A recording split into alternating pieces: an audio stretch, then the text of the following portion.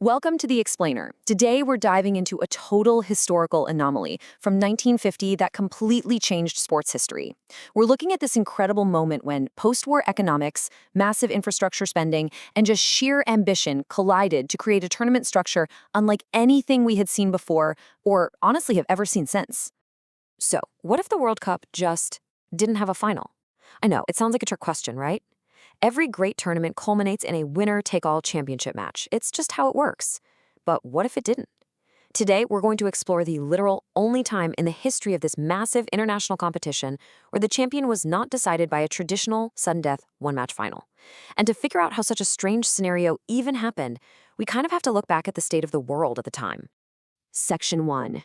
The Catalyst. Post-war rebuilding and revenue. To truly get why this weird format was used, we have to look at the post-World War II landscape. Much of Europe was literally in ruins. International sports were understandably just a total afterthought. In fact, this entire event was at risk of not happening at all. The planned tournaments for 1942 and 1946 completely canceled due to the war. So by the time FIFA wanted to bring the competition back, there was just a sheer lack of interest from the international community.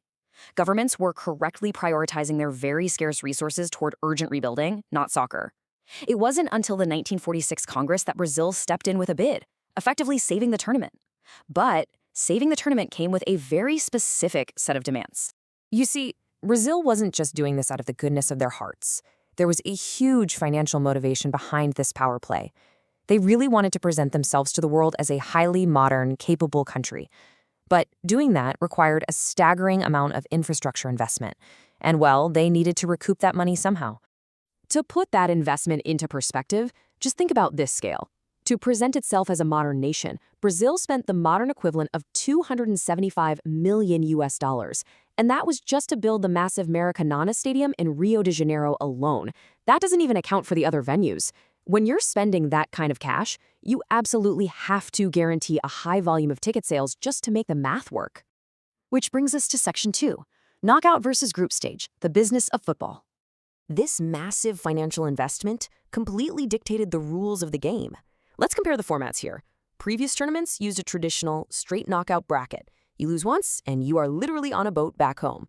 That sudden death format only guaranteed 16 total games. But Brazilian organizers proposed a radical shift to a round-robin group stage instead.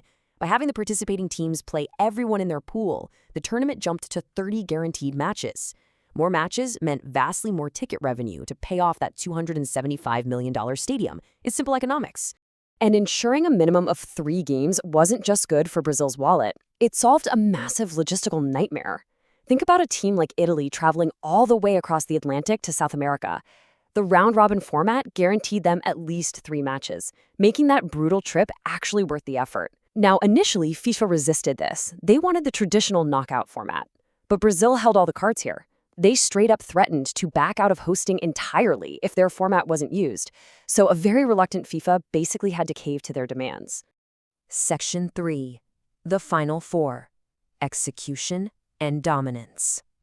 So how did this financially motivated format actually play out once the games began? Well, the initial group stages whittled the competition down to these 4 teams: Brazil, Spain, Sweden, and Uruguay. And here is where the format gets truly bizarre. Instead of these 4 playing a semifinal and a final like you'd expect, they were just dropped into another round-robin group. They would all play each other once. The ultimate cup winner would simply be whichever team finished at the top of the table with the most points after all the matches were played. That's it. No guaranteed championship game whatsoever. Heading into those last matches, Brazil was just an absolute juggernaut. Playing in front of these massive crowds at the Maracanã, they completely dismantled their European opponents. I mean, they thrashed Sweden 7-1 and then routed Spain 6-1. In just those 2 games, they scored 13 goals and conceded only 2. They looked utterly, completely unstoppable. So let's look at the math right before the very last game. Back then, a win earned you 2 points. Brazil sat comfortably at the top with 4 points. Uruguay, having won against Sweden but drawing against Spain, sat in second place with 3 points. This meant going into their final scheduled match against each other, Uruguay had to win to overtake Brazil. But Brazil literally just needed a draw to clinch the title on home soil. Section 4. The Maracanazo Blow. Mathematical Irony. And this is where the absolute irony of the whole situation kicks in.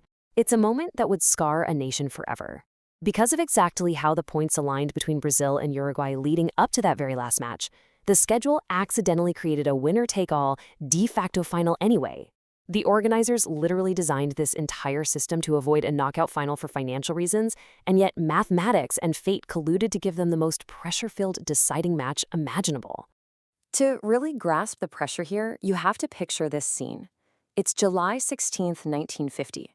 An estimated 199,954 screaming fans are packed into the newly built Maracanã Stadium. Almost 200,000 people. That is an attendance record that wouldn't be broken for decades. And every single one of those fans was absolutely certain they were about to witness a Brazilian victory coronation. Initially, everything went exactly according to plan. Shortly after halftime, in the 47th minute, Friaça scores for Brazil. The crowd goes absolutely wild. Remember, Brazil only needs a draw to win the whole thing, but Uruguay refused to break. In the 66th minute, Schiaffino scores to equalize the game at 1-1. The tension in that stadium must have been suffocating, but Brazil was still poised to take the cup. And then, with just 11 minutes left on the clock, Uruguay's Alcides Gidja squeaks a shot past the Brazilian goalkeeper Moacir Barbosa. Uruguay came from behind to take a 2-1 lead, completely and utterly shattering the expectations of the home crowd. When the final whistle blew, that massive packed stadium fell into a stunned, deafening silence. This defeat plunged the entire host nation into a state of shock.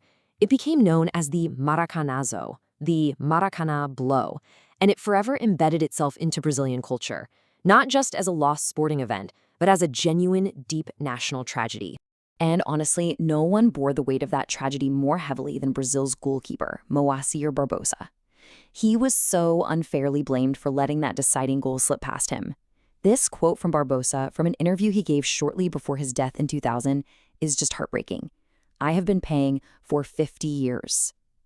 It perfectly grounds our somewhat abstract discussion about tournament formats right down into raw, devastating human emotion. A structural choice made simply to maximize ticket sales inadvertently set the stage for a moment that haunted a man for half a century. So as you consider the somewhat tragic legacy of this 1950 format, you really have to ask yourself, is the risk of accidentally creating such overwhelming, concentrated drama worth the financial reward of guaranteed games? Or are some traditions, like the absolute purity of a guaranteed knockout final, better left untouched? It's a question organizers still grapple with today every single time they tweak and expand these international formats. Thanks for joining me on this explainer, guys. Keep asking questions, and I'll see you next time.